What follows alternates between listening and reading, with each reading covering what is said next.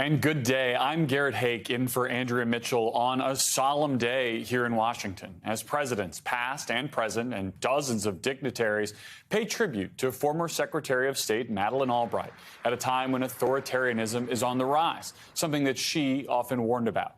Albright became the country's first female Secretary of State in 1997 and was a champion for gender equality. She was a warrior for democracy and blazed a trail for future diplomats. The former UN ambassador died last month from cancer. She was 84. Her life and accomplishments were celebrated today at a memorial service you've been watching at Washington National Cathedral. Madeleine understood her story was America's story.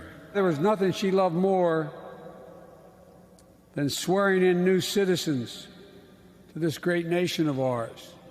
She'd light up, reminding them that she once stood where they stood.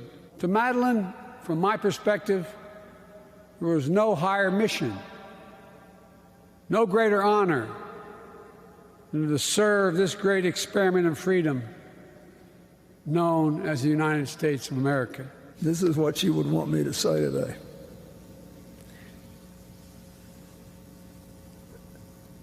I had a good life. I was happy. I was so blessed in my family and my work and friends. But freedom and democracy and the rule of law are not permanently enshrined just because we've survived 200 plus years. And I pray to God we never stop hearing you.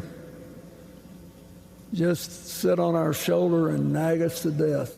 So, the angels better be wearing their best pins and putting on their dancing shoes, because if, as Madeleine believed, there's a special place in hell for women who don't support other women, they haven't seen anyone like her yet. NBC's White House correspondent Mike Memoli is outside the Washington National Cathedral. I'm also joined by Pulitzer Prize-winning presidential biographer Jon Meacham and Michael McFaul, former U.S. ambassador to Russia during the Obama administration. And Mike, obviously a who's who of former government officials, also family members speaking here today. What stood out to you? Well, Garrett, whenever Washington and with it the nation remembers one of its esteemed public servants, as we see here today with Madeleine Albright, there are really two dynamics at play. One is, of course, a tribute to them as a person, and we certainly heard that especially from Secretary Albright's daughters, but also from Secretary Clinton, her irreverent personality, her fierce wit, her fierce intellect. But also, of course, taking stock of that person's place in history and this moment in time.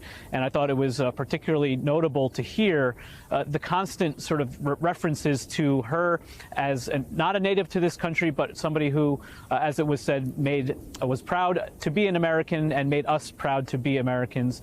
But also her fierce advocacy for democracy and her warnings about autocracy. And, of course, President Biden linking this moment to, of course, his past with her in advocating a stronger response, him as a senator, her as UN ambassador, to the genocide at the time in Bosnia, and now what he is trying to do fighting Russian aggression in Ukraine. John, a lot of ideas about what Secretary Albright's legacy would be. I like Bill Clinton's: know what you're for, what you're against, talk about it, don't kill each other over it. What do you think her legacy is going to be? Her legacy is as a very tough defender of liberty. She's a refugee who came to this country, who found security and solace and liberty. And she wanted, instead of just holding that for herself, she embodies a great human instinct to share it with others. And I think if you're studying today and thinking about this, very important to note the political and the personal, because it's freedom, it's democracy, it's the rule of law that enables you, as her daughter so beautifully put it, to pack your kid's backpack, to take temperature when you're sick. Liberty matters, and we have to stand in defense of that against those forces that would take it away. Ambassador McFaul, you just spoke to Secretary Albright fairly recently. Tell me about that conversation, your takeaway from today. Well, I got to know Secretary Albright 30 years ago when she first came to the Soviet Union to do public opinion polling there. And I think just what John said, what she's known for is her passion for freedom and against autocrats. But for me, she was an inspiration because she was a professor, she was a teacher, she was a public servant, and she was an advocate. And in our call, we talked about two things. One, she wanted my take on Zelensky. I know President Zelensky. We were talking about how well he was going to do in this upcoming battle. It was about to start, literal battle.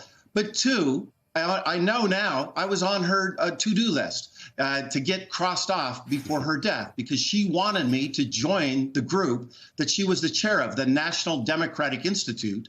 It's a democracy promotion group that she was the chair of for 25 years. And in retrospect, I know that one of the last things she wanted me to do was join the board. And of course I did, and I'm very honored to do so. A woman who got so much done and had a lot more left on that to-do list. Gentlemen, thank you all for your reflections here today.